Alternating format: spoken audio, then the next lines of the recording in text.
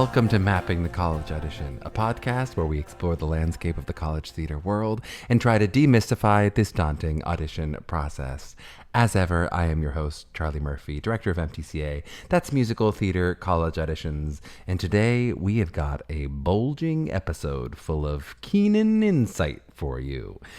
Celia Keenan-Bolger is on the pod, and I think you'll find it a really special interview. She is really such a special human and artist, and I think that shines through the podcast. I am also embarrassed to say that she's the first guest who's going to sound better technically than I do. We can agree or disagree on different guests and their mellifluous voices, but at least I always had the fanciest equipment on the block. But professional voiceover artist that she is, copied with my embarrassing mistake of somehow recording my computer audio instead of my fancy microphone, which you're hearing now, gives Celia the edge in this episode. And even more mea culpas here. During the game, where I make Celia attempt to spell different words forward and backward, I seem to have had some kind of stroke. I keep hearing her say the letter E, which she sometimes was saying, but at least twice she was clearly saying C, the letter C as in Charlie, which was correct in 2 of the cases. So you're going to hear me buzzing her like I'm an overactive sibling with the taboo buzzer, and I could not be more wrong in at least one of those cases. At the very least, her spelling of Starcatcher should be reversed to correct, at least for the first 4 letters. I honestly thought I was being nice during the judging, and it turns out I was a very poor referee. You live and you learn. Speaking of nice, I'm thinking of all of our seniors, our class of 2023, who are getting off wait lists and very kindly letting their former choices know what their new paths will be. It's something we talk a lot about with our students during decision day or surrounding that May 1st day, in sort of taking care of how you communicate with faculty who they likely will encounter later in the business. How you treat people as you're saying no to them is every bit as important as how you treat people you want to say yes to you. And as you're going to see in this episode, Celia's kindness and all of her interactions really leaves an indelible mark with anyone who meets her.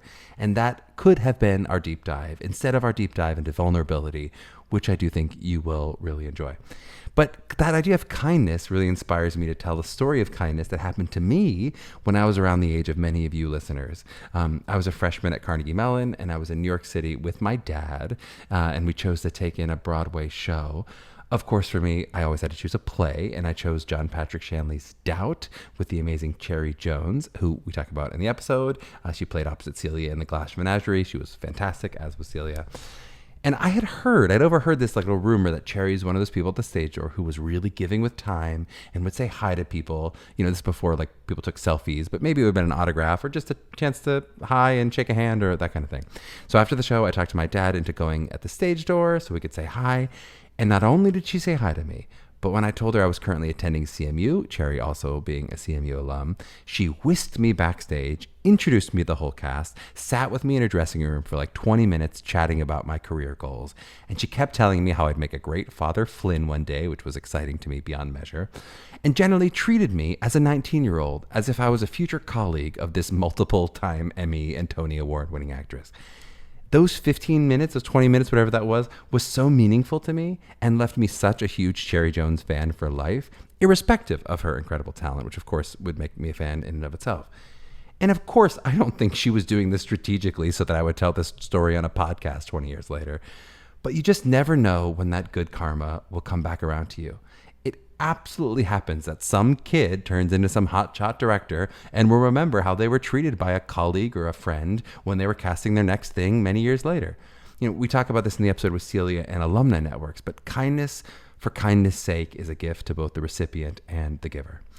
So I hope you've all had some restive Memorial Day weekends and are looking forward to a summer of kindness and love. And of course, booking. We got to do as we're seeing our alums, book. But for now, let's get into this episode with Celia Keenan-Bolger.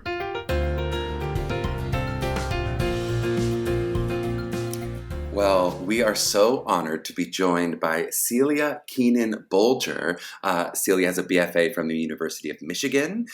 She's been on Broadway in the 25th annual Putnam County Spelling Bee, Peter and the Starcatcher, Glass Menagerie, Les Mis, and recently To Kill a Mockingbird, for which she won a Tony Award for her performance. She's also been all over your television screen and is currently starring in The Gilded Age on HBO, and also a fellow podcast host with an excellent mini mini series called Sunday Pancakes that Elizabeth and I listened to in the car and enjoyed very much. Celia, welcome on the pod. How you doing? Oh my gosh, I'm so happy to be here. Thanks for having me. Let's dive in. And I'm going to start you off with what I ask all of our artist guests, which is just to think back a little bit to the beginning of this process for you, 16, 17, maybe especially as you were looking at colleges. What were you hoping to get out of a school, that would launch you into the career that you got? What were you thinking about back then as you selected Michigan? Well, first of all, I really didn't want to go to Michigan because I grew up in Detroit and it was just one of those things where I think I felt like it's not cool to go to school in the same state Hey, where you're talking you to a Pittsburgher who went to Carnegie Mellon, okay? So I'm just saying I know exactly what you're saying. Wouldn't say uncool, but yeah, yeah, It was I don't know, and, like, it wasn't even like I grew up going to Ann Arbor every yeah. day, Uh-huh. like, I didn't really know Ann Arbor that well. I think I had something in my head that was just like, it's cool to go away to school, Mm-hmm. and I really wanted to go to a conservatory, I think. I really wanted to be completely immersed, and Mm-hmm. my mother, who was really supportive, but also a true pragmatist, was Uh-huh. like, "You have to have something to back up. Like, you have Uh-huh. to have a minor, you either have to double major, so can you look at a school where you can also, like, get an education degree?" Mm-hmm. And so I was looking around, I had my heart set on a conservatory. I saw, like, a production of Assassins there that totally blew my mind Mm-hmm. and got in and was like, "I'm ready to go. I can't wait. I'm so excited." And I did audition at Michigan just because it was in state. I auditioned at a few places. Mm-hmm. And then I went to visit the school that I got into, and Which something shall not be named. Is I this a mean, I have a secret f I don't school? know, Cincinnati Conservatory of Yeah, okay, it's Music, fine. Yeah, wonderful sure. place to go to You're school. like Hogwarts, the secret conservatory that I Yes, will you've heard not of it. say. Um, but there was I guess the reason I'm not saying it is that there was something in me that was like, Mm-hmm. "This place is not the right fit for you."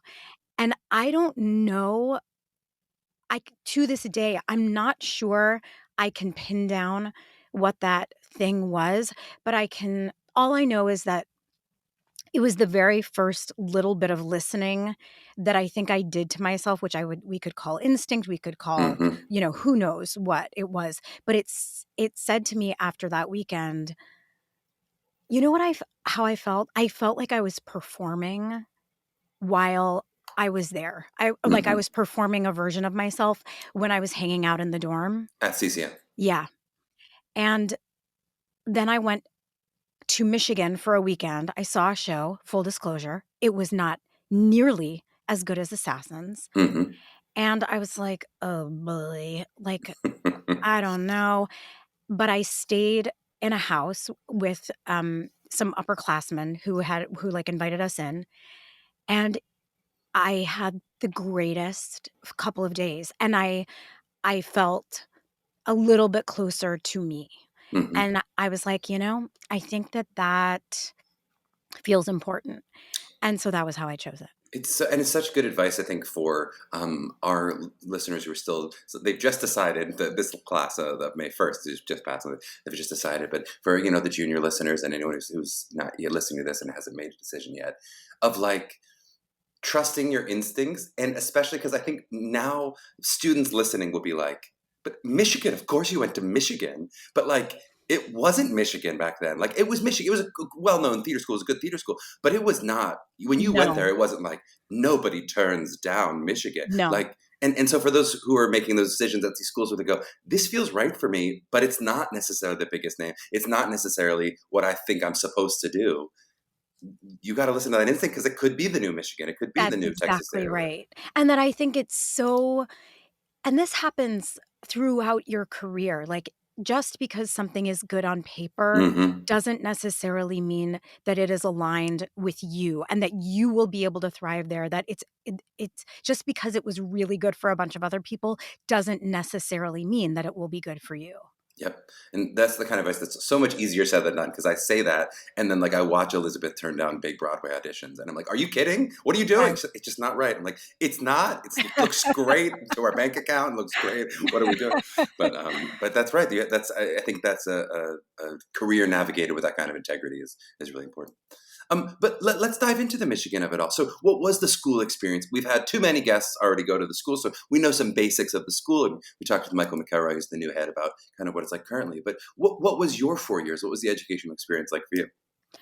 I mean, I think it really begins with being placed in South Quad, which is like the dorm that housed the football team, and I was in a converted triple, so there were 3 of us in a room that was supposed to be for 2 people, and my roommate, Mandy, was like, "What are you majoring in?" They were both Nita and Mandy were both in LS&A, and they were Hmm. like, "What is your major?" And I was like, "Musical theater," and they were like, "What instrument is that?" And I was like, Uh-oh. "Oh, it's, like, not an instrument." I was like, Me, "Do you I'm the know?" instrument. I was like, "Do you know Rent? That's a musical, though I would never be in Rent." And they're like, "We love Rent." But I think that sort of gives you a window into what was, for me, so Hmm. magical about the experience, which was that I was completely immersed in this very rigorous program, and I also had a window to the outside world Hmm. that didn't give a shit about musical theater, didn't know anything about it, and Hmm. it felt like it allowed me to have a conservatory experience and to feel belonging, to feel like part of a class, to have this amazing, like, protected time, especially as a freshman when I think it can be very destabilizing to be in a new Hmm. place, all of this independence, but I felt such a sense of belonging inside of this huge ecosystem with so many different things going on, and I think looking back on it, like, being a part of a university is, I think, for many people, especially if it's a huge university like the University of Michigan, as a freshman, you can feel completely swallowed up, and, like, Hmm. it's not always an easy experience. And so having having that as the sort of foundation of everything was really, really meaningful. And did you end up getting that other degree? Did you get a Sure minor double didn't. major? Sure I didn't. sure Say didn't. many people don't. They go, "I'm going to go in and double major." I'm like, "And did you?" No, no. No. I mean, I Yeah. think that was also a moment, like, just talking about that time in your life, there was a part of me that was like, "I don't wanna teach, and if I Hmm. need to teach, I'll figure it out." But, like, that's not what I don't wanna do that yet. As a Yeah. young person, I just wanted to be a professional actor, and the good news about going to the University of Michigan is that you have to take, I don't know if it's like 2/3 of the curriculum is Uh-huh. academic, so you do still have to take academic classes, Yep. and I think this sort of interfacing with students, I had a really amazing English teacher there. I had an amazing experience where I went to Texas and worked with migrant farm workers. Like, Hmm. I just had a little fuller, experience in terms of what the opportunities were because it was this institution that had so many other things going on. Totally makes sense. And, I get a lot from our parents who say, well, I want to be practical, but you might need to teach someday. And I'm like, I run a teaching company and I have a BFA and nothing else. Like, that's like most people who teach musical theater don't have education degrees in musical theater. That's an abnormal path to teach this as opposed to a normal path. It's not That's like, right. oh, I have an MFA and a PhD in teaching. I'm like, maybe, but most people have degrees and then performance experience. Yes, exactly. Let's talk about that performance. I looked for my quick math. It was about 5 years from graduation to your Broadway debut, which is insane how fast that happened. You can do. You're looking like my math is wrong. 4 years, 6 years, No, I whatever. think that No, it's funny to hear it out loud, where I'm just like, "I guess that's right." I mean, I it's totally trust in the you. short term. You're like that's incredibly fast. Tell me about those years. So, what was the kind of launch into the business from? Now, are you graduating? Are you showcasing? Are you getting an agent? And then into now building toward the experience of spelling bee. Well, I graduated and I got representation through an agent that mostly represented, this will come as no surprise, children, and she was like, "I gotta tell I you, have many questions you about kids coming. Yes, good, good. you Let's get look into it. young, and, Mhm. I think we would be a good fit. And again, it was like not dissimilar to the Michigan thing. I was like, I want to have a kid's agent. Like, that doesn't seem really like, that doesn't I seem was just with cool. migrant farm workers in Texas. I am not a kid. Grown lady. And when I went and met with all of these other agents, and by all of these other, I mean like 3 other agents from the showcase, Yeah. I did feel like, again, it was like a personal connection that this woman was like, I see you. I think her name was Nancy Carson. Mm. I think she still exists. I think she still has an agency. And she just was like, I see you and I see a place for you. And I was like, okay. And so I signed with her, but also at my showcase were 2 graduates from the University of Michigan who had just written a musical called The Summer of 42, Hunter Foster and David Kirschenbaum. And they sort of came up to me afterwards. And again, they were like, hey, we're doing a show and it has like 3 teenage girls in it. And you should come and audition. I This is did. perfect. I have a child's agent. I'm ready to Exactly. Just talk to go. my kid agent. She'll sign you. She'll like be right on top of it. And it started at Goodspeed, and then it went to Theater Works in Palo Alto, and then it went to Stamford, Connecticut, and then it came to the Variety Arts Theater off Broadway, and then closed like a month later. So, but it was, I think the connection of the Michigan connection was Yes. a huge part of why I got that job and how they found me. And then I also think working on new material, because at that point Michigan was not doing anything new really. I had never had the experience of building something like that, and it was really, really magical. It was the collaboration of it, the sort of the way my brain, I think so much of being a young performer, I was always just doing an imitation of my favorite performers. And so even like listening to cast recordings or thinking like, okay, I'm cast in this part, like what will my take be on so and so? Not on the character, on the actor who had played Right. that What am I going to character. do to Adina Exactly. playing? Yep. Exactly. And this was an opportunity to feel like, oh no, this is just you. Yeah. And I think that really sparked something in me. And so after that, I kind of was able, I don't know if it was a choice or if I did a Michael John LaChiusa reading right after that of this really amazing musical called Little Fish that was at Second Stage, and that also closed a bit like before. I mean, all of these were also, I graduated in 2000 and both of those shows happened in 2001, and like right after 9/11, I guess 2001, 2002. And so neither of them had sort of robust moments. And then I um, auditioned for this musical that was being developed by Adam Gettle and Craig Lucas called The Light in the Piazza. And that was being workshopped at the Sundance Theater Lab. And so I after the Michael John show, I did a production of Sweeney Todd at the Kennedy Center. Sorry, I'm just like giving you my resume. No, This is give it my all. refusals. Everyone's sitting there going, good. My God, I want that bio. Give it. But the good, I think something to say about both Sweeney Todd and The Light in the Piazza was that my entire career in college had been as like a sassy belter, and that I had sort of sung a little bit of soprano and voice lessons, but no one was casting me as an ingenue. I didn't see myself as an ingenue. I was sort of like, I guess I can sing high because I had an amazing voice teacher, Melody Racine, at Michigan, but that it just wasn't in alignment with what I was like looking to do. And when I went in and auditioned they were doing this Kennedy Center Sondheim celebration, and I actually went in and auditioned for Frederica in A Little Night Music.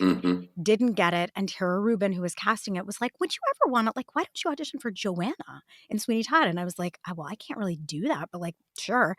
And then I got the job, and I remember saying to my agent, "Oh no, like, oh no, I can't do this. Like, I'm going to be like, can't I play this part like in summer stock and like get my feet wet and see if I'm actually like up for this?" And instead, it was like in this very sort of high visibility The president's coming production. to see you and whatever. You're like, okay, great. Good luck. Good luck to Yeah. you. And in some ways, I think that was actually it was like, okay, baptism by fire. You're going to Uh-huh. either figure out if you can do this or you can't. And and that after that, I went to Sundance and started developing Light in the Piazza, which Uh-huh. was like the most. I had been obsessed with Adam because of Floyd Collins and Myths and Hymns. I Mm-hmm. had been obsessed with Craig because of his play Blue Window. I just couldn't believe that I was getting to collaborate with these artists. Mm-hmm. I met Kelly O'Hara and Steve Pasquale, and we spent these like glorious weeks in Utah making this musical. Mm. And that I think was a turning point in my life, just in terms of, well, for many reasons, but the rigor and the level of artistry to be 24 years old and to Mm-hmm. be in the presence of those kinds of artists is just really life-changing. So makes so much sense. And I just want to underline what you said about the first of those jobs, which I think so often people talk about their schools and they're like, which school will get me into the rooms? Which school will let me, will introduce me to the people who are doing it, right? And it's like so often, I think what actually happens in the reality of an alumni network is like, it is people from that school. It's like it is your actual friends who are in school, or someone a year older than you, 2 years older than you, a playwright that you went to school with, whatever. That is your first connection that then That is launches you into the exactly people who right. get you into the people. It's not like, oh, there's one big room where they're all sitting and who gives you the ticket to get into that room? It's like you're working with the people. They're in the room with you already. Yes, and I also think Michigan then, and I believe now, I think you have to understand what, um, as a younger person, like, what kind of working environment you thrive in, and I Mm-hmm. think for some people, a sort of competitive, Mm-hmm. um like, toothy experience is what brings, I mean, and I feel this even as I continue to work, that there are people who love pressure, that Uh-huh. pressure is what brings their best self. And then there are people for whom that is an absolute, like, stop of the channel being open, that they Yep. can't function, and that I felt to me like Michigan was a place, and even Brent Wagner, who was the chair of the department then, basically said, this is hard enough what you are going into. We are really here to nurture Mm-hmm. an environment that is supportive and that is about community as opposed to cutting you down to build Yep. you back up. And I will say, it seems like in the educational landscape now, those places that cut you down are fewer and far between. And it actually is hard. If you're the person who goes, I need to be really pushed, it's really hard to hear any professors who will say that without saying, but mental health, but wellness, but we'll take care of you. I mean, people, I think the schools are hip to that. That I think most people want a more nurturing environment. I think most people have recognized, the idea of a cut system and all those things that are just used to exist when, that's when you were going to school and I was going to school, that still existed. That now that environment just does not is not prevalent in the world the same way. And I think to the good, but if you are that person who says, I want, the whip cracking sense of like, there aren't a lot of schools that are going to necessarily lead with that energy. Yeah.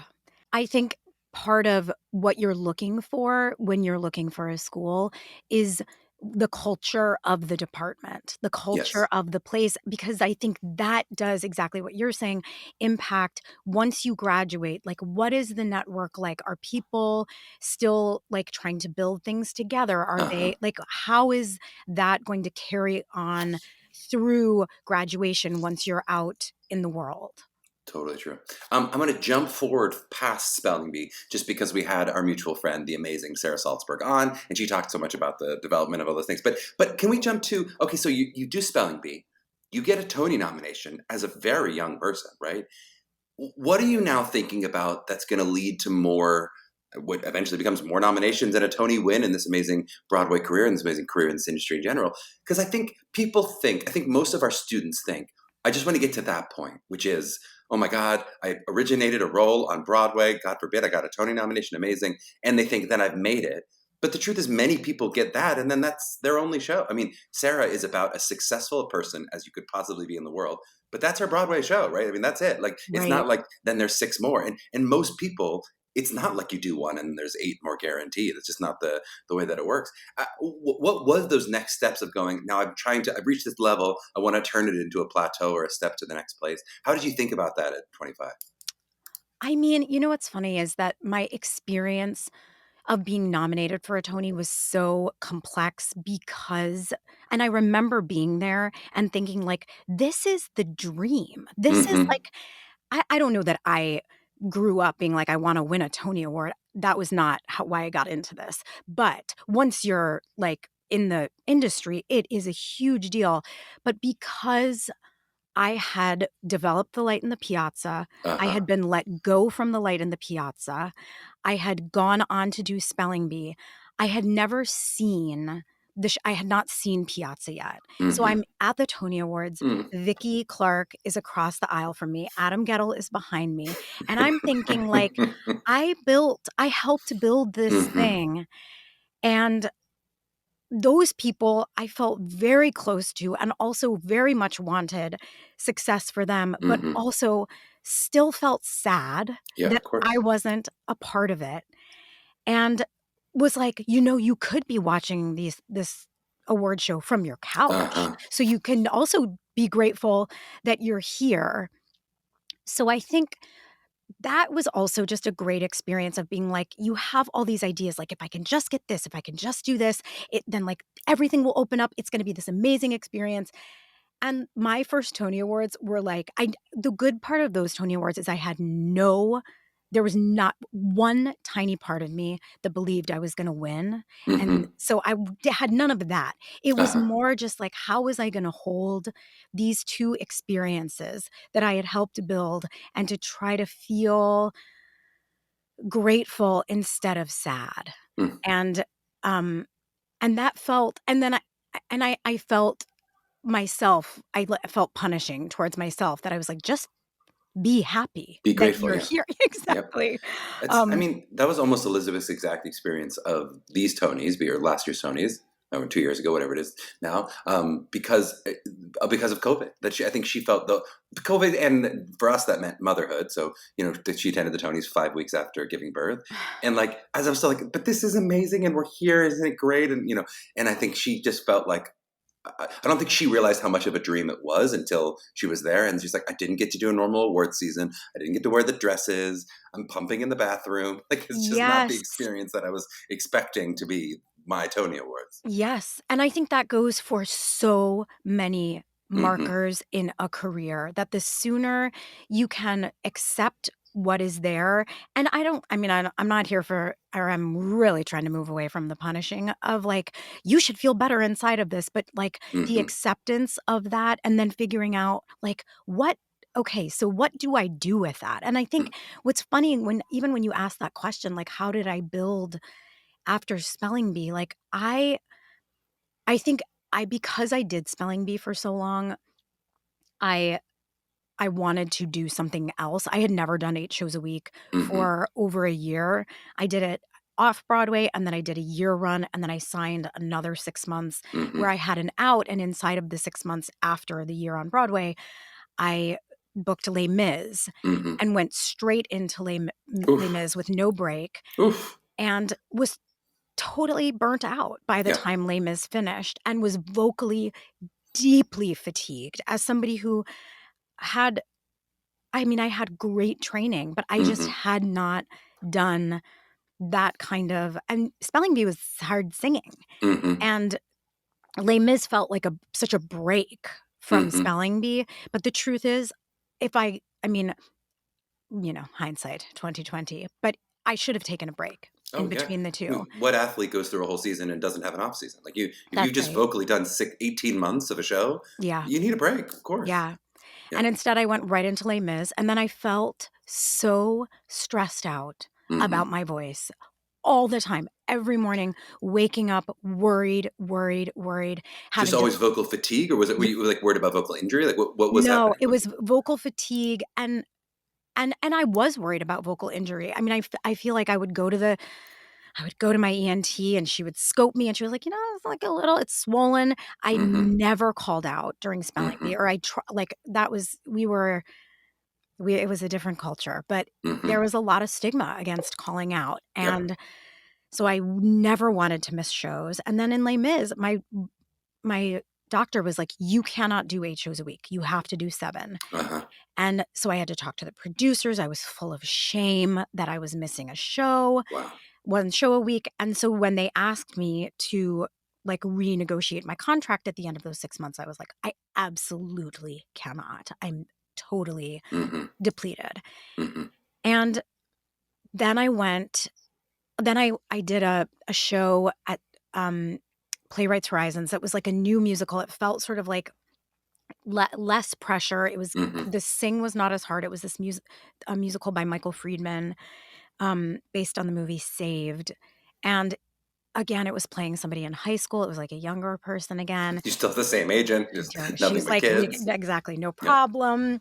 I actually had a different agent by then, and I got poached when I got nominated for a Tony. Not shocked. Not I shocked. actually by an agent who was one of the agents I met with after my leagues, like after a showcase where she was like, come this way. And I was like, and I didn't go with her because I thought the agency itself seemed weird. But I was like, I am going to go with her because she liked me She when liked me at the beginning yeah, before I was that's right. something. Yeah. Exactly. Well, and also maybe you weren't ready. I mean, I definitely had that impression walking into some rooms where I was like, I'm not ready for this yet. Like, it could Yeah. be eventually, but like, this smells like money and this smells like things that I am Yes. not yet And here. Like, expectation. And I mm-hmm. already have enough expectation on myself that I'm not sure I'm ready to put this other thing on Totally. as well. Totally. Can we talk a little bit about this idea of, do you know why you are stuck playing kids? Why this? Because like, I mean, I know you're I guess shorter in stature, but like you're not like that small. Like, and you seem to me, my impression of you both actually on stage and in life is like this incredibly mature, wise, motherly figure. Like, I just am like the fact that even in To Kill a Mockingbird, you're now in your 40s and you're still playing kids. Like, why is that happening to you? How did this happen? I mean, that part of my career feels somewhat mysterious in that I think early on, because I looked young and because I think producers and directors are always hoping to cast people who are professionals instead of Yep. actual kids, just because it makes jobs easier. But because I just wanted to work, that was sort of the way things went. But I remember a few times saying to my agent, like, "I'm done with this. Like, I Hmm. do not want to keep playing kids." And guess what? I didn't get any jobs. And so I was like, "Well, I do looks want to keep like" working, That's though. right. And Yeah. so I was like, "Well, if I guess I'm not in a position to make that decision now." And I Hmm. remember I got the audition for Peter and the Starcatcher, and I was like, "Ugh." Hmm. But then, that was like one of the great Magical experiences show. of Yeah. my life. And Yeah. I think the truth is, I just wanted to work, and Uh-huh. the industry felt like it found a lane for me. And I think also, like, it's hard to be an adult playing a kid. Like, it requires a Hmm. certain set of tools that I happen to have, not that I've honed, but, like, Hmm. in the way that, you know, Kelly O'Hara has the gift of a perfect soprano. Hmm. I have the gift of the child's. Childlike energy or whatever. Yes. Yeah, I mean, it does feel like a box that you're put in to some extent that it still has a lot of freedom for a diversity of roles. It's not like you've been playing the same role. I mean, I've seen you just in the shows I've seen, all kinds of different stuff that you're able to do, even within the Yeah. context of a younger person. I think the only thing that now I really face is that generally playing a child or a younger person requires an amount of physical energy Uh-huh. 8 times a week that Uh-huh. is not as easy as it used to be. Oof, I hear you on that. I hear you on that. Can we talk about another near child that you played, or a childish character at least, in the Glass Menagerie? Which I'm gonna make you into a compliment because I think this is on the short list of like the best productions I've seen in New York City personally. Like I was at that point when I saw it of like my hipster theater beliefs that like nothing good happens on Broadway. It was just like all the Mhm. good stuff happens off Broadway. Like I Mhm. was eye rolling even as I came into the show. I was like, this isn't gonna be like Zachary Quinto went to Carnegie Mellon, and I was like, oh, we'll see. Whatever, he's a TV star. We'll see if he's any good, you know. And I thought everyone in that show was so exquisitely good. I mean, the play is beautiful itself, but like, it felt like a non-Broadway show on Broadway, and it made me feel like, oh my god, okay, Broadway can still do it. Mm. It gave me like a little belief in, and I've since seen other great shows on Broadway, and be like, all right, good. I'm not sort of quite the hipster I was back then. But what was that experience of that show? Was it as magical as my 20-some-year-old self thought it was? Ugh, I would say thumbs up to that. Yes, it was. But I think it's interesting, like, I really was not at all interested in the play The Glass Menagerie. I think I read Mhm. it in high school, and I was like, "This does not resonate with me." Hmm. I grew up in Detroit.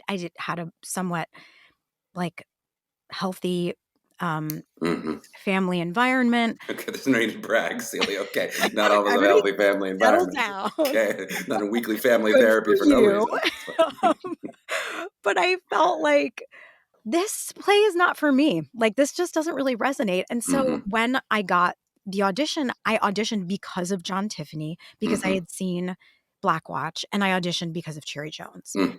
And so I was like, if it's good enough for Cherry Jones, I will at Uh-huh. least see what this is all about. And so I started to read the play, and I said to my husband, John, I was like, "John, The Glass Menagerie is a very It's so beautiful good. play." He's like, "I know, He's like, Celia." "Well, why do you It's think it gets a revival it's a every 4 masterpiece. years?" Yeah. So Yep. I went in and I said to John, like, what's the concept here? What are you," and he was like, "No, no concept, just a beautiful Yes. play." And I Yes. was like, "Huh." And so I I sort of I will say this, John Tiffany loved that play Mhm. so much that his feelings about the play infected the rest of us, because I think even Cherry was like, that play, no, not for Uh-huh. me." And I think it's a wonderful, example of design as the 3rd, or I guess it's what is Yep. it, for the 5th character in that play, because really, John, when he would talk about it, he was like, "The scenes are so rich, there's so much there, you just lean into the writing." But then on that first day of rehearsal, he showed us the set. Mhm. And for those who didn't see the show, usually the Glass Menagerie is done in a living room, Mhm. well, for the Wingfields, but Tom does say this is a play about memory, and so Mhm. John had this idea that it should exist as a memory, and so it was like this little island in the middle of this, like, black goo, Mhm. um, and there were these sort of magical realism moments Mhm. very early on that sort of taught the audience to understand, like, "Oh, we are in the memory of someone." Was it Zach who disappeared into the couch? So someone in, like, the first scene, like, Yeah, gets he sucked up by the pulled couch. me out of the Oh, couch. pulled you out of the couch, that's Yeah, what it is. yeah. Yeah. Ooh, yeah, that's so good. But I also love the idea of, like, even though we're talking about design elements and some extent, there's a spectacle to that. That was exactly what I felt of the no concept. I think I'd been so used to, like, all right, the revival's gonna be, but this time it's what? Like, this time it's downtown and it's Yes. totally different feeling. It's like, but no, it felt like it was just a beautiful take on the play without too much. I guess it had some stars in it, but it wasn't like this is our take on Glass Menagerie. It felt like it Yeah. was just The like, other thing that was amazing about that production is there's, like, a reader's version of The Glass Menagerie, and then the theater, or mhm. I don't remember what it's called. It's like the dramatic version, and the estate gave us the they let us read both versions, which are a little bit different, and go through line by line and pick and choose which lines felt good for us, and that was Uh-huh. something I think also that made all of us feel a kind of ownership around building it, even though it's this old play, that we had these Mhm. 2 different texts and were able to kind of cobble together what felt like most, um, alive for the 4 of us. I love it. I'm gonna make you do one more storytelling just because we did To Kill a Mockingbird. And I'd love to hear about the process in general, but also I'm a very large Wing fan. So did you get to interact with Aaron Sorkin? Were there any interesting Aaron Sorkin tidbits that you caught from that experience? I mean, besides him being a very, very prolific and, um, incredible writer, I will say, like, previews and, my getting that job was actually Bart, who directed The Light in the Piazza, calling me and saying, like, I have a I owe you. favor He's to like, I owe ask you you." one. No, it was not that. He was like, "I have a favor to ask you. This is not a job that will be Uh-huh. yours. This is Aaron Sorkin needs to hear the script Mhm. To Kill a Mockingbird, and we only have 2 days to do the reading. So Mhm. we can't get an 8-year-old to Mhm. read his language, but could you just come in so he can hear the play and know how he needs to work on it. Mhm. And I think after The Light in the Piazza, he was extreme, like, he was very, like, aware to be like, "This isn't To yours." be clear, you will not be continuing with this. Yes. Yeah. And, um, I was like, 100%. I will Mhm. come in and do that. I was obsessed. I also was obsessed with West Wing. I was also obsessed with Harper Lee's book, and Uh-huh. so I came in. It felt pretty low stakes in some ways. I was like, maybe someday I'll get to be in an Aaron Sorkin movie or on a television show. I wanna Mhm. impress him. But after the second day or after the first day, Bart came over and he was like, "We kind of think this might work." And I was like, "Oh god, please don't tell Don't me tell me that because that. now Don't he's tell me that. Now I have pressure. I have enough pressure. I'm trying to get a TV Right, show. Don't that's make me book right, this that's job too. right. Yeah. But it really, and right after that, I got the offer, but the thing that I will say, and I had heard this about Aaron on The West Wing, that nothing is ever finished, and so Uh-huh. during previews, we previewed. We had a really long preview, process. It was 6 weeks, and we rehearsed every single day, Uh-huh. and if he could have kept rewriting, Uh-huh. he would have, and that is both, like, so thrilling, and to have a writer who's capable of doing that, and also, like, the level of stress of Yes, this trying is to. not a TV show. I don't need to get it right once. I need to That's have do right. this every night. And, it's that thing, of course, where we would rehearse it during the day, and some things would be ready and some things wouldn't. So we would Oh my rehearse it and gosh. we would be like, Yes. "We're gonna do the old version tonight, but tomorrow we'll try to put it in," or, it was high performance We have skill. not talked about that specific moment. I think for some of our listeners who don't kind of know the Broadway process, that is such a crazy thing that you're rehearsing one thing in the day and performing a different version, especially in like a musical, even more when if there's dancing involved. There's what I'm like, it takes me, if I have to learn a dance, it's weeks of getting the thing Yes. right. And I have to do a different version, in the day, hold that in my head, but still do something else, which involves moving furniture and all those other things Yeah. in the evening. That's an amazing skill set that Crazy. actors don't get Do you enough know credit for. Trip Coleman, who's a director who I've worked with, who's so amazing. He said, and this was when I was doing a new play with him, he said, before the show, because we were putting in a lot of changes, he said, "Close your eyes and imagine, like, do the scenes. Don't say them out loud, but see yourself in space. Do the blocking, say the lines, and that will help you, like, integrate." And to this day, like, when new changes would go in for To Kill a Mhm, Mockingbird, I would, like, turn off the lights, sit on the floor or lie down, and in mhm. my head try to go through, um whatever new things were going in that night, or the things that I had done last night that I had not rehearsed that day, but just to, like, get my brain, all ready. I love it. And we're going to take a quick break here. We'll run some ads, and on the back end, we're going to chat a little bit about vulnerability. So Okay, we're going to get great. ourselves into a vulnerable place before we start this chat. All right, we are back with the wonderful Celia Keenan-Bolger, and we're going to talk a little bit about vulnerability.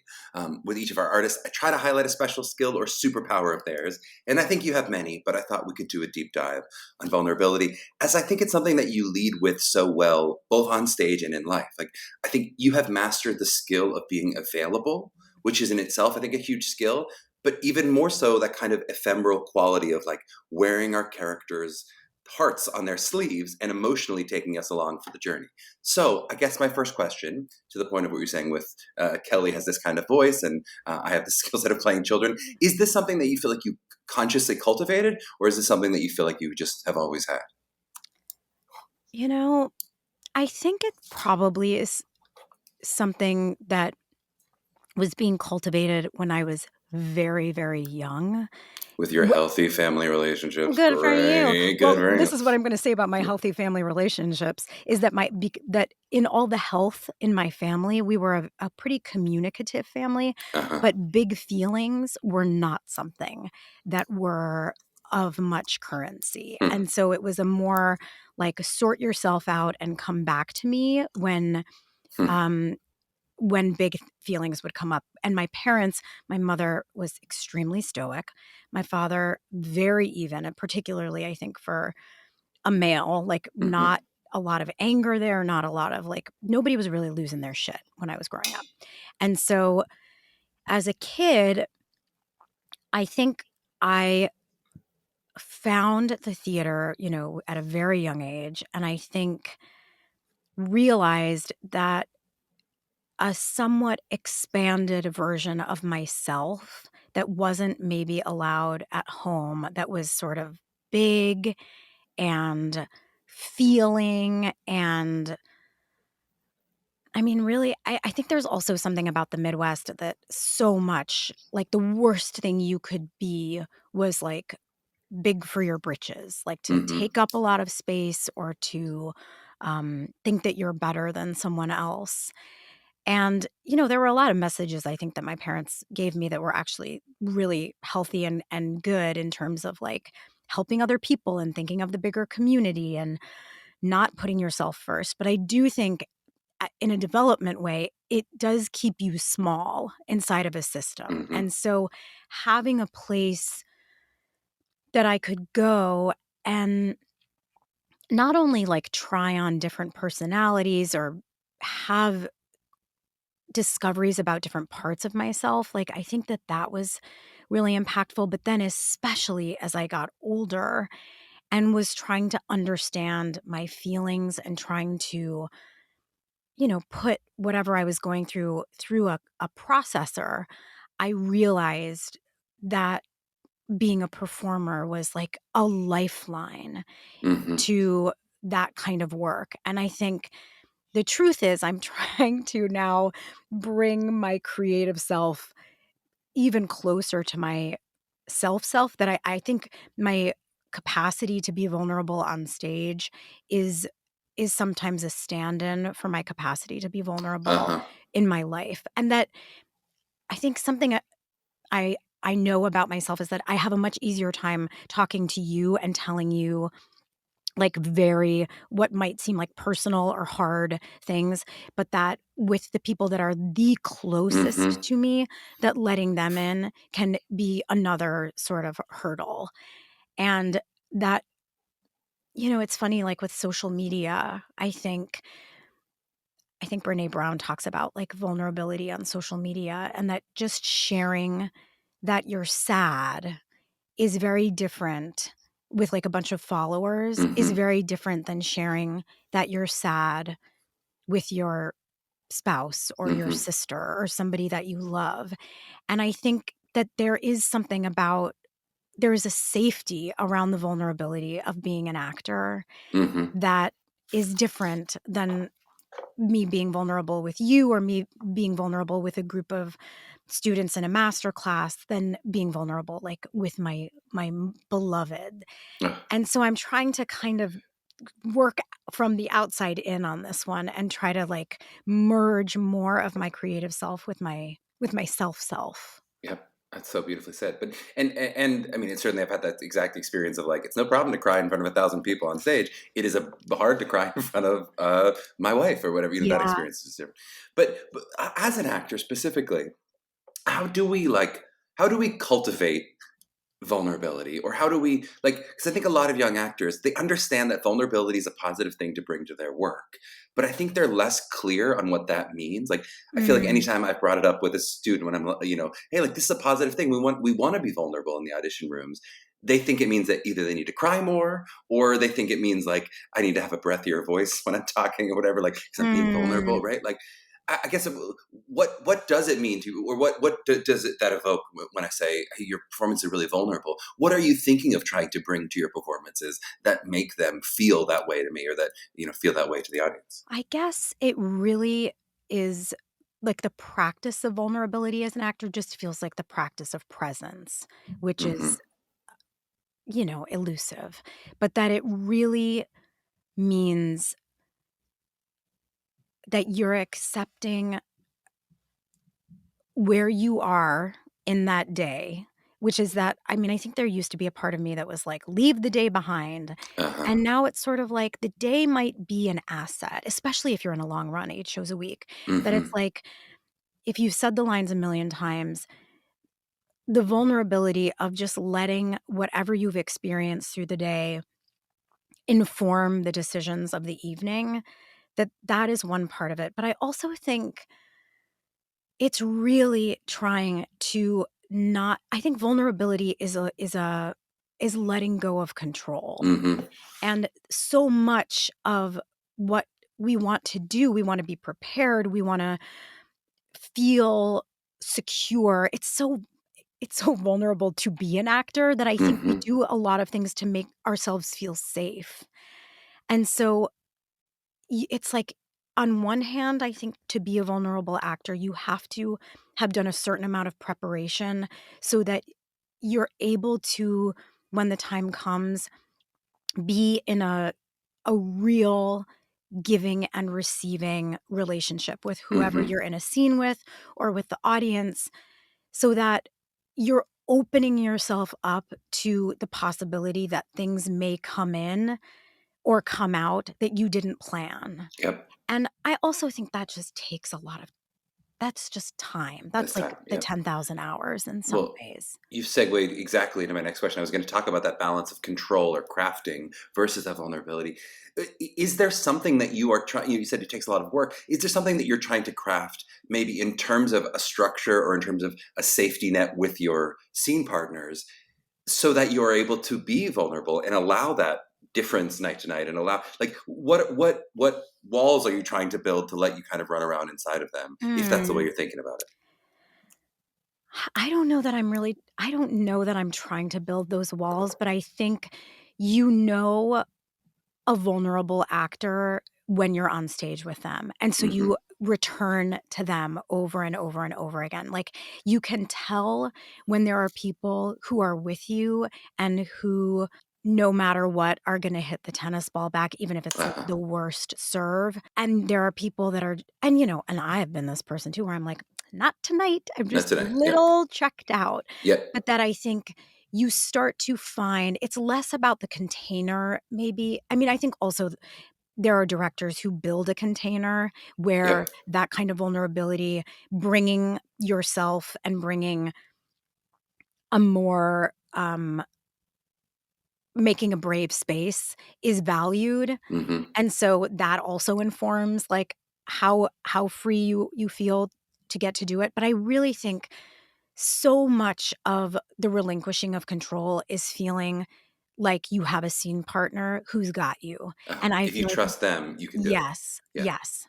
And the Totally truth makes is, you sense. can't always trust the people that you're Of with. But course. Yeah. I think I've been really lucky to work with people where, on the nights when I have not totally felt like I've got all the goods, we're just like, I have enough for both of us. And I like, I got you. can, Yeah. yeah, yeah. Yep.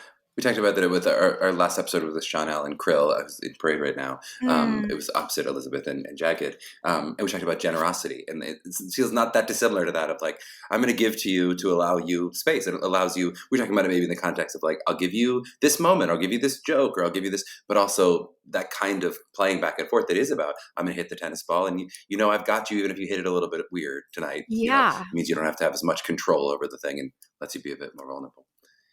You mentioned the idea of I don't have it every night. I guess when we talk about, especially some of these emotional roles, I'm looking at that resume. I'm like, some of these roles you have played have, you talk about vocal difficulty, but also just sort of emotionally difficult. I mean, you're playing Scout. I mean, that is not like it's not an easy, night in terms of that emotional experience. How do you, in terms of how vulnerable you're going to be, or how deep you're going to go, maybe, and to change that question a little bit, how do you think about that in terms of 8 shows a week? Are you thinking about your emotional, piggy bank the way you might think about your vocal piggy bank? Going, I can't give 8 shows a week for this level of, rawness.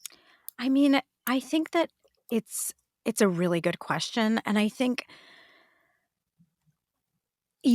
there's such a balance of, like, holding yourself to a very high standard that says, I expect a kind of performance from myself, and I think the most we can expect from ourselves is a kind of presence. Hmm. But that means, I think, early in my career, particularly with the more emotional things, that I was like, "Oh, if I don't have the tears, or if I'm not feeling Hmm. the thing inside, like, it wasn't a good performance." And the fixation on the emotional resonance is such a block and keeps Hmm. you from, I don't know how else to say it, but, like, the channel being open. And I think Hmm. as I have gotten older, that the more important thing is the presence, as opposed to the product. Mm. But I do think I also am just somebody, and I think it goes back to the conversation I was having about using my art as a way to process my life,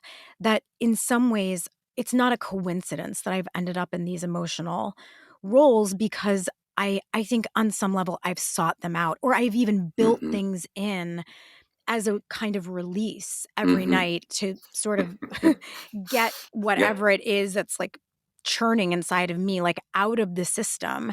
And that in some ways, even in the hardest, um, even in the hardest roles, that I'm able to walk away from that show and feel like, whew, I'm not carrying that home with me. I don't Uh-huh. feel burdened by the emotional weight of what that role asked. And I think that that's just luck. That I Mhm. don't know that that's um, something that I've done so much cultivating in, but that I don't necessarily feel completely bogged down when I've had to play roles that demanded a lot emotionally. That's really cool, yeah, and I love that idea of, the channel being open, the sort of the pressure that you're putting in yourself. I've often said to students, I don't necessarily know if you're trying to get to this emotional place. First, of course, we always talk about the result is not as important as, Mm, the process, but, I don't necessarily know how to get you there, but I know it's more about allowing than it is about forcing. That, like, you cannot force someone to go to an emotional, like, I've never had that experience in my life where I've been able to force an emotion as a person or as an actor. But as no, an actor, I can't promise if you allow that it'll come, but basically I can promise it won't if you don't. If you that's don't open right. the channel and release and let it happen as opposed to make it happen. And the power on the nights when you're just like, I am really not here. I'm Hmm. not feeling access to these emotional places, that the reinvestment in the people on stage with you, Yes. like, they can get you there when you Yes. can't. The number of times that I've experienced that, or and sometimes they don't get you to where you were last night or at the beginning of the run, but they Right. can get you somewhere else, and that's Hmm. its own magic. Like, that you're not trying to, just exactly what you said, that you're not looking to produce the same thing or to have an endpoint. It's really just about like this surprising yourself with where you can end up. Yeah. How has, if it has, how has motherhood changed any of this for you? I mean, it's impossible for me to tell exactly what the experience of, I there's a pandemic and I had a child and I'm in three kinds of therapy. So my experience sort of my own emotional life in the past couple of years has changed significantly. But have you felt similarly? Have you felt like having a kid change you as a performer, change you as that kind of human vessel of vulnerability?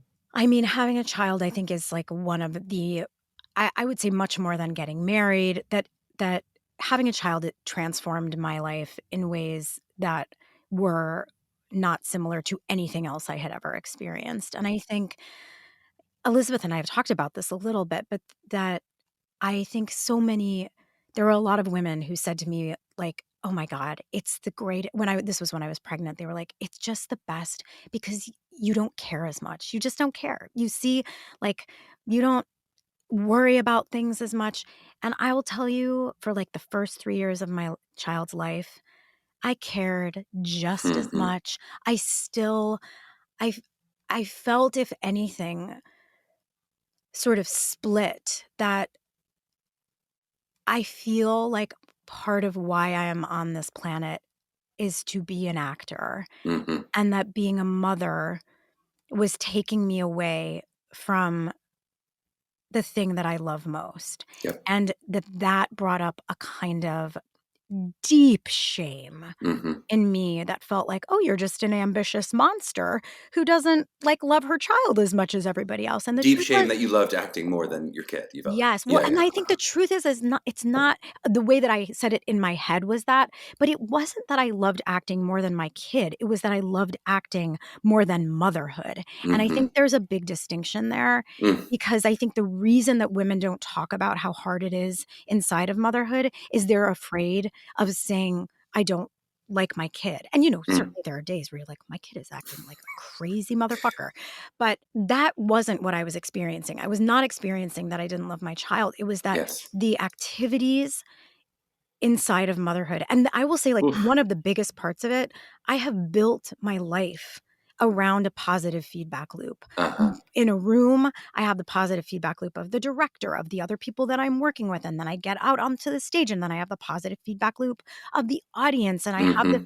my friends coming to see it and telling me like, this is great, blah blah blah. And that motherhood, there is no positive feedback loop for a very long time. And that, I think, it has been a long process of me coming to terms with the fact that I can have both of these things and maybe not have the joy inside of them all at once, but Mm-hmm. that I do feel a kind of something changed, maybe honestly during the pandemic, when Mm-hmm. I think like, if you had told me you're gonna be home with your child every day Mm-hmm. and you're gonna sort of homeschool them and you're not gonna have a job, I would have said, "I actually am not capable of doing that." Uh-huh. Like, I will crumble. And to a degree, I kind of did. I mean, it goes back to this, like, idea that I'm using my performing as a way to process my life. Right, now you have no crutch to do, and it's worse than ever, and you have nothing to And cathartically release. yes, and full-time Oof. parenting. Yeah. And so I think, I don't know, like, talk to me maybe in 5 years, and I will have a more refined answer about how actual mothering has infiltrated my process. But it, to me, feels like more in my mind, the question is, do I how am I coming to terms with my role as a parent and my role as a performer? And Mhm. that feels, um to right now, I certainly feel more peaceful about it now than I did, like, 5 years ago, 4 years ago. But it is a great mystery, and it feels like it's gonna keep changing, and it's gonna keep, and of course, excuse me, I know that it's informing my work, but really, I would say it is more informing my career choices Uh-huh. than my work, that that's the real place that I feel the impact. Well, and it is such a weird, unique career that, like, the version of having it all as an actor is so different than it is as a lawyer or as a whatever. It's just, in the same ways that, like, the oh, are you ever going to be a success as an actor? To some people means like booking a TV show, as opposed to like having an amazing working career. Like you're in the top 1-2% or whatever of Yes. the entire. Be like, so are you ever going to argue in front of the Supreme Court lawyer? Like, what's like the standard we hold actors to make success? And I think that same thing. I do think most. Like I remember when I was talking about like, oh, I'm less good at my job because I had a kid. I was talking to my mom about it. She goes, of course you are. Everyone is. Like that's what having a kid is. Like, yeah, you're some percentage worse because you're not dedicating, 80 hours a week to it the same way you can't. But somehow as an actor that feels shameful in a way, and that other careers it just wouldn't be. It'd be like, yeah, I'm a mom and I also do the law or whatever. I don't know if that's my Right. analogy. Yeah, and I Yeah. think there are not a lot of women with children in powerful positions in our industry, and so it's it it means that it's up to actresses who have children to try to shift the paradigm, and I'm not even honestly just talking about mothers, but caregivers in general. This is like for, you know, aging parents, for disabled family members, like, this is an even larger, scope than just motherhood, but it is, we have we have we don't have a lot of systems in place to, yeah. And the societal expectation, not to get too political with it all, but that it should be the woman's job to do that. I mean, obviously, there's some elements of biological motherhood that are different, but like when it is an aging parent, when it is it's like it's still that disproportionately falls on women to do it as opposed to men. Yes, Um, let's get to our game. I now feel after this deep, vulnerable conversation to put you on the spot and make you sweat at a game is cruel, and yet I'm going to do it to you. I love it. Here Um, for it. sometimes we try to get really creative with games, the unique trivia, whatever. This time I went with an easy. We're going to do a spelling bee. I'm going to make Oh, you shit. spell. I almost made Sarah spell, but we did like a real estate style game instead. So I'm sorry. This is how it ended up because I didn't do it with Sarah. I had it preloaded already. A basic spelling bee. But the only thing that makes it harder is that if you miss, you have to keep going. So it's not like you're out when you miss one. You know what I mean? That's right. We have to sit in our mistakes. It's going to start off a little easier, and then it's going to get harder. I will give you definitions if you want them and such things, though. These will be words you know how. These are not going to be incredibly hard words. And then we have a little bonus challenge at the end where I'm going to make you spell some words backward, just to make it a little interesting for the listeners. Hell have I signed up for? You can do this. I believe in you. And the listeners can play along. See if you can spell as well as Olive. This is your chance in this moment to do it.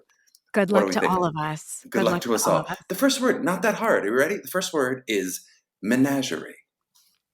MENAG, menage, ERIE. Perfectly spelled. And she didn't even have to ask for anything. She was ready to go. Okay. It's going to get slightly harder, but still, we're in the first round. Right. Okay. The second word is, this is in honor of Mockingbird. That was, of course, Glass Menagerie. In honor of Mockingbird, we're going to use the word conscience. Conscience. This is a funny word because this is a word in my life that I'm always like, is it conscious? Conscience? So good luck. CONSCIOUN. That was the one that it's not. You did the one that it's not. It's conscience is how we do it. SCIENCE. SCIENCE. Yeah. Great. But you spelled a different word perfectly. So you're doing well. You spelled two words correctly, one of them not being the word I've asked. Word 3, and this is just along that lines. We're going to do misspell. Misspell in honor of spelling bee. MISPELL. Oh, MISS.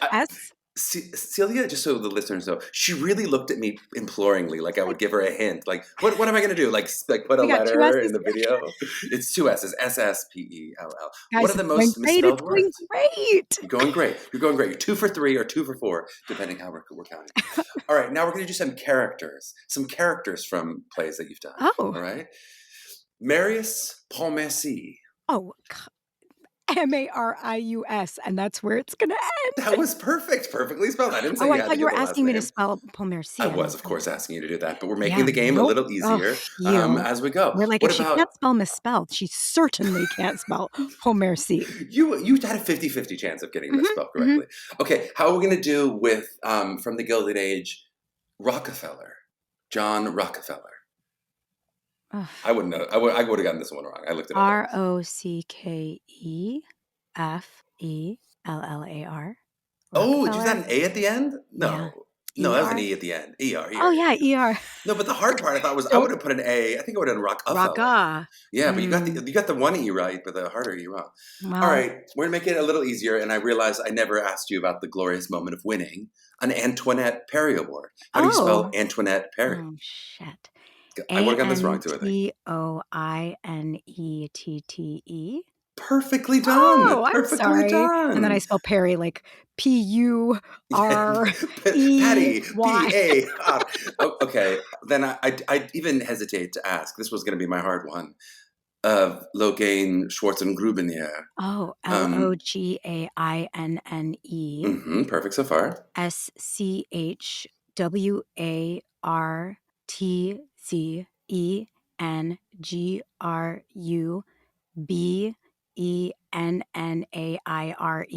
Oh, no, good. You made other mistakes, too. I think they did. It was pretty good. At least this is what Google says. It's Schwartz and Grubenier. Because like the two names put together. Did I do so it's the word and. Yeah, Schwartz and Grubenier. And Grubenier. Schwartz and Grubenier. Yeah. That I thought no one was going to get right. I can't imagine. Okay, dare we try the bonus level? Or is it too... why not? Why not? Sure. We're going to try to spell the word Starcatcher backward. So not a hard word, but not easy to spell backward. Starcatcher. My but let's brain. do it backward. R E H Z.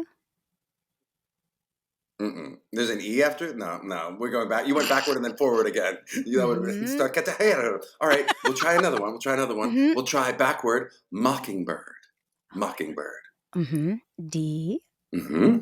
R. This is harder than it looks if you've never done this. Perfect. B. G. N. I. K. C. No, where are the E? Where's the E coming from? No E, C. Oh, you said C. Oh, then you got C. it perfectly right. Then I misheard you. You got it perfectly right. I was like, why are there E's again? There's no E's in this word. Those E's. No. It's the lost E from the Rockefeller. The silent E. Mockingbird. Okay, that was fantastic. We'll do one more. We'll see if we can end on some Michigan pride. Though Oh, also a shout out to your other Marvel podcast series with oh, Wolverine. oh You spell boy. Wolverine backward. There is at least one E in this word. Mm-hmm. E Mm-hmm. N I E. You love going for the E's. You just throw in extra E's. You like that would be like Wolverine. It would be like if there was a ren, My brain ein, is like, I don't have any idea what's wrong. and students. If you're worried that your grades aren't good enough to get into Michigan, Just listen I to just want to give Celia. you a little inspiration. No, that is very hard. I've watched very smart. If you ever play the game Cranium, they make you do this Oh, spelling sure, sure, backwards. sure. But Very usually it's smart with like people mess it up. cat. It's like cat. It's very Mm-hmm. easy words. I know. I T went easier. E C. Exactly. Sit. It's fantastic. All right, I have a couple more questions and wrap up. Okay. We chatted a little bit about this with the pandemic and your experience of it, but I'd just love to hear about like what was the experience of going through this, pre-pandemic process with the show and then coming back to that show in the pandemic or post-pandemic or whatever that the 2021 version was. Did you feel like the room shifted? Like, did it feel very different? If so, how? Like, with so many discussions we talked about with the culture and how it was different back then, and we talked about racial equity and all these concerns. Did you feel a significant difference, especially coming back to a show where race was a big issue and it was talked about? Did that feel different coming back to those rooms?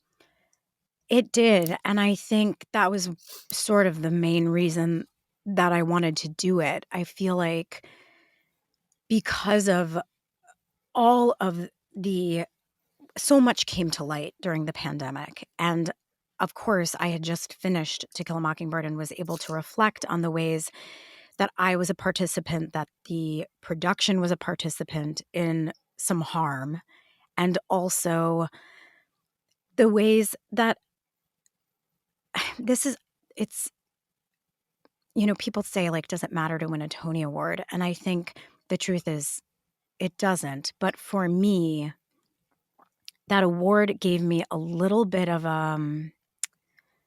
it made me feel like if I believed that things should be done in a certain way, I could say them out loud and I wouldn't feel as self-conscious. Mm-hmm. And so I think going into that process again and really trying to position myself, I knew I wasn't going to get fired. Mm-hmm. And so I felt like if I wanted to make myself the best sort of ally, the best mouthpiece for the rest of the company. And because I've worked with Bart so many times, and I had long conversations with he and Oren Wolf, who took the production over as the producer, to Mm-hmm. say, like, this is the kind of environment I want to build. This is the kind of culture. This is the kind of space. And luckily, both of them were really amazing as far as how we approached the material, but also Mm-hmm. more importantly, like how we approached making the play and then building a template that could exist for productions like the production that went on the road and the production Uh-huh. in London. Like, how are we talking about race in the room in a play that is about race? Mm-hmm. And how do the people of color who are in the minority in that production feel protected and also not in the performing of the show over Mm-hmm. and over and over again? There's really intense language in the show. And so how are we building structures where they feel safe? And so I think that was my first time ever feeling a real ownership over the way that we built the thing. And I think, that it was good for me to sort of try that on and feel like, okay, so this is the way that I said to Bart, I was like, I think we should only rehearse 5 days a week. I do not Uh-huh. think we should rehearse 6 days a week. 5 days, like, have what we've all been through, particularly as a parent, like going Mm-hmm. back to the full time Oof. feels crazy. And he was like, I totally agree. And Mm. we were able to do it. So I think that in that way, there was also, this is like there was a crazy incident towards the end of well, it wasn't towards the end of the run. It was like in August of 2019 where there had been 2 mass shootings around the country, one in Dayton, one in El Paso. And in Times Square, while we were performing the show, there was a motorcycle that backfired in Times Square. And people, because I think of what was happening in the country, people thought that there was a mass shooting that was occurring in Times Square. And so hundreds of people came running into the theater, into the Shubert Theater, screaming and freaking out, which then led to a major scare for the people in the audience. But also I was on stage doing my last monologue, and for many months after that happened, I was having panic attacks on stage. And it felt like an opportunity to go back. And I was worried a little bit, am I going to go back on a Broadway stage and still have this trauma living in my body of being worried? Because even though it ended up being nothing at the time, it was really, really scary. Right. And I was like, I don't want to find myself on a Broadway stage having a panic attack. And so it also felt like an opportunity to go back to that, really to the scene of the crime and try to reclaim that for myself. So in so many ways, it felt like a really healing end of a very long book that I was able to sort of close that chapter and feel like, okay, now I can go onward. I feel like I've returned. And, I think it's so rare in our lives that, there's some harm that goes down where we're able to go back and try to right what happened. And I was just so grateful for the opportunity to go back. You're giving me book metaphors. This is a professional. We're talking about To Kill a Mockingbird, your chapters and books. I want to chat a little bit about, we talked about our parent listeners. Yours obviously did wonderfully, not only in making you get a broader education, but raising multiple Keenan-Bolgers who've had successful careers. What do you feel like they did right? And what kind of advice would you give to parents who have young performers who are interested in this business? What kind of advice would you give to those parents? I think my parents had 2 things, which was that they were unbelievably supportive, but that our success was not in any way tied up with their identity. That they did not feel like whether we got a job or not was a reflection of them. And that, I think that's the truth for sports parents. That's if you For see sure. your child having a passion, that both of them, I don't think were living out dreams that they weren't able to fulfill. So that was one part. But then the other part was that they just didn't have a lot of skin in the game. As far as if we had at any point said, I don't want to do this anymore, they would have been totally fine with that. And that to me feels like the biggest gift they could have given us, and then they just schlepped us around the metropolitan Detroit area. All going to the same places at least? Are you guys going together? No, No? sometimes 2 different. different rehearsals? Sometimes the same, but sometimes, That's rough. so much, so many hours in the car. Ugh. And that One is kind enough. of, One is enough. that's right. That's our rule. We're cutting it off. Same. So much generosity in Yeah. in that respect. I love that. And it's such good advice. I remember that my dad was not necessarily the best with that advice, though he hated the idea of me going to theater. He was not supportive at all, but he would love sports and he loved whatever. But then as I was graduating from school, we were talking about do I go to LA? And he was like, you got to go to LA because you got to be on TV and film now. I was like, wait a second. You weren't even into this stuff. Now you're caring. But it's the tables have turned. It's very interesting. It's hard not to be invested in. I know already. I feel that in me for Solvay of well, she's going to play basketball though. She's going to do whatever. There's some certain things. Of course, she'll be whatever she wants to do, but it will be a sport. Yeah. What about to those young artists themselves, who want to grow up and be a Celia Keenan-Bolger? Anything in terms of your path, things that you feel like you did well, things that you wish you'd done differently that you would sort of give as advice to our listeners? I had a professor at the University of Michigan. It's we're bringing it really full circle as far as college.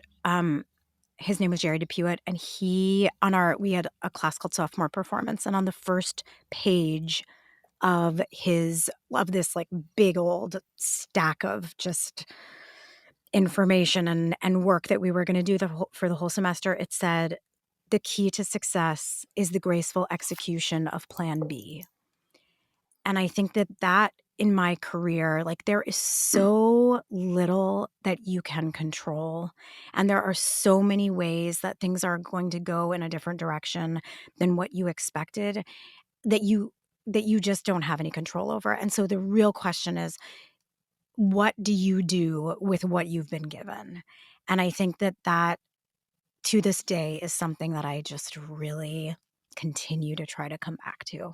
It seems like maybe spelling bee was plan B for you in a way, right? 100%. Yeah. Like, that was absolutely the first time that I think I ever was like, "Oh, Ah, okay, this is great. this in practice." I love it. Well, Celia, anything you need to plug?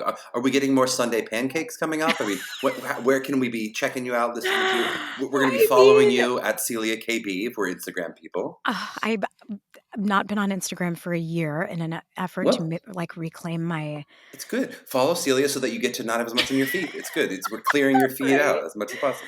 I'm in the beginning of so many new developing things that is both like extremely exciting to me and also from a performance driven standpoint doesn't give me a lot to pitch to you right now. Great. But I do feel like in 6 months I'll be able to say I have this and this and this and this and this going on. For sure. And we got a podcast scheduled for 5 years from now where we're going to Yeah, check in on great. your parenting That's ability. right. So That's right. I've got that penciled in. Don't worry about it. Can't May wait. 10th, Can't wait. whatever this is. Celia, thanks for the time today. Oh This was my such gosh, a I'm pleasure. so happy to talk to you and so grateful that you're making a place where young people can go and listen to these kinds of conversations.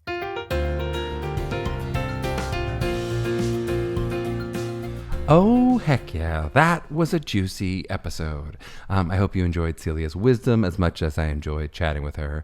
This one was chock full of takeaways. I honestly feel like I could do a whole other reaction pod with just the takeaway possibilities. Normally I write down one or two, and I wrote down like 15 while I was listening back. So I'm going to try to go rapid fire, buffet style, and hit what we can hit in as short a time as possible.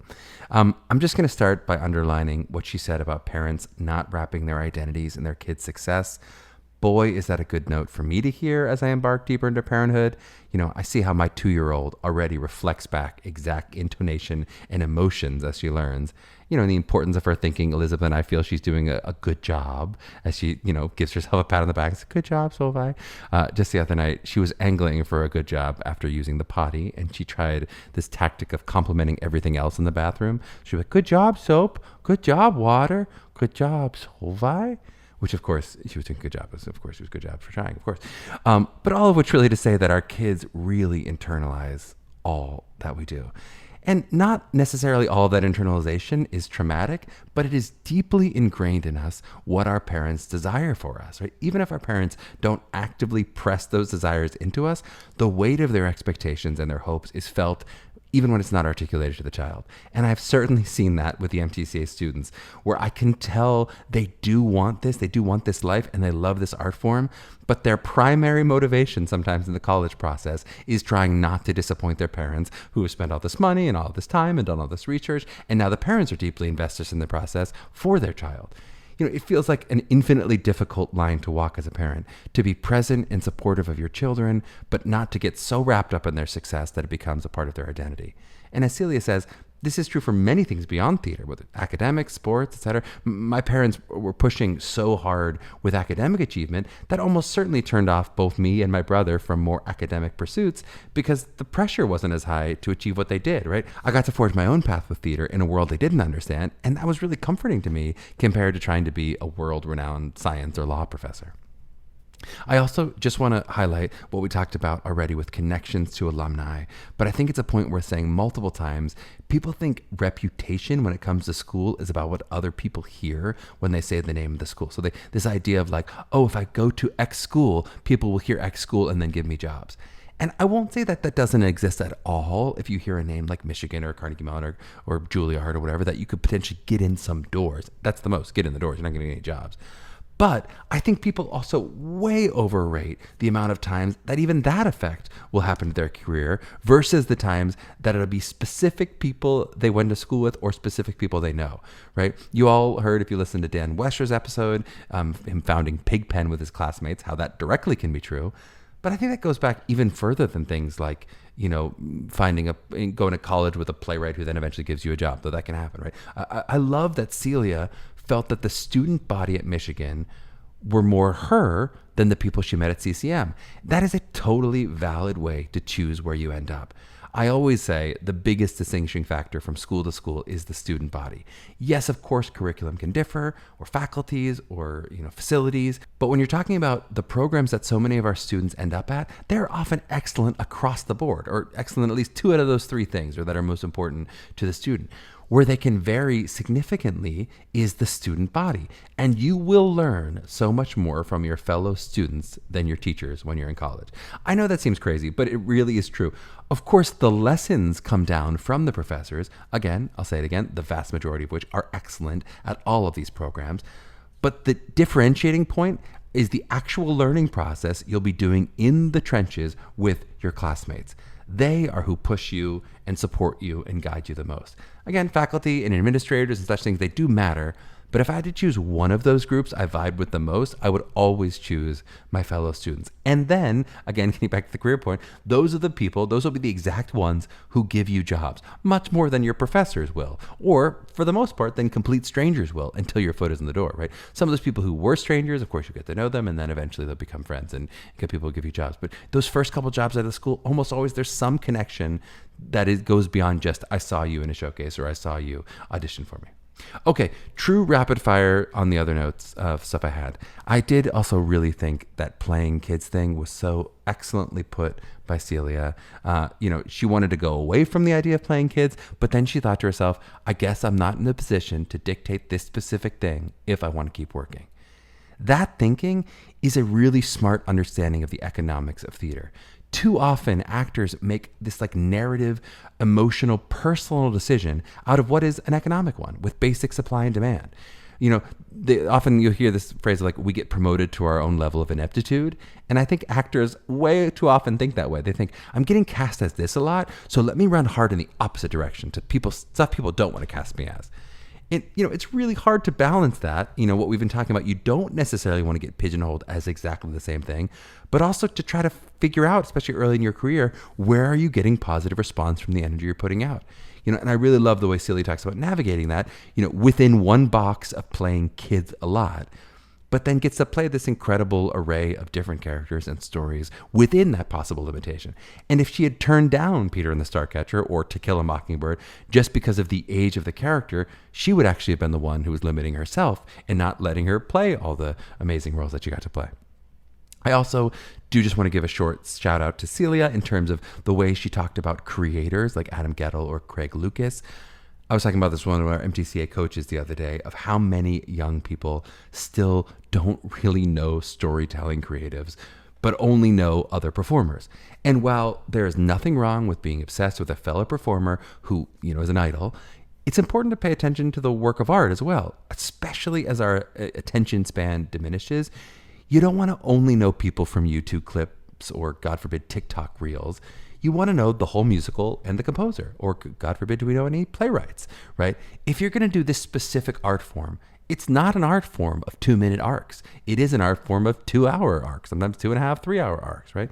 And that's not to say all high schoolers need to know all of that right now, but just to put in your head, certainly that needs to be the goal for you as you go through school. So the people or listeners still in college or just graduating, Celia graduated and was ready to work with Adam Gettle and Craig Lucas because of a deep familiarity with, which wasn't just listening to myths and hymns or whatever, right? It was this idea of, I actually read these plays. I really knew these composers.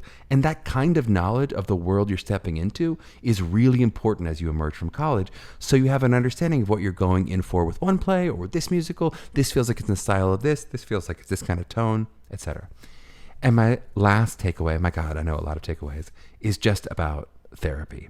I'm hoping some of our younger listeners tend to already have therapy normalized for them, though I'm going to say for myself personally, it's really the last few years that I've engaged with it more than just casually having an understanding of it, that I've sort of engaged more deeply with it. But I do think sometimes from the outside perspective, maybe some of our parent listeners are going to think to themselves, why do all these actor types do therapy and yoga and have crystals or whatever it is? And while I can't necessarily explain the crystals or the astrology part of things, I have really come to understand the therapy part of it from an actor's perspective. It's probably good for anyone in the way that going to the gym is good for anyone, but especially for actors who need to go to the gym and maintain a certain level of physical fitness to do 8 shows a week.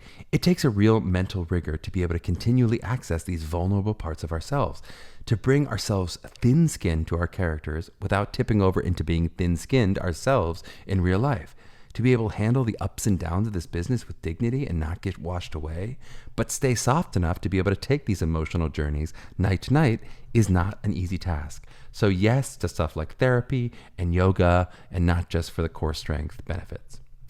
Okay, that is enough takeaways for one podcast, isn't it? That was like double our usual podcast takeaways, but it was a special guest. What are we going to do? And I have to say, we have a few more very special guests coming up, some big names and some really awesome people. So please stay tuned to your radio dials. This podcast was produced by Megan Courtier, who deserves a 5-star review if anyone on this earth does. A bit of kindness to call back the beginning of our episode. Please subscribe to us wherever you listen to those podcasts and follow us at Mapping the College Edition and MTCA on all social platforms in our show notes, including our website, where you only have a few more days to get our summer faculty masterclass at a discount. Get there. It's mtca.nyc if you want to type the fewest number of letters. To my young artists out there mapping their journeys, can we believe we got almost through this entire episode without saying Scott Rudin's name? We'll see you next week.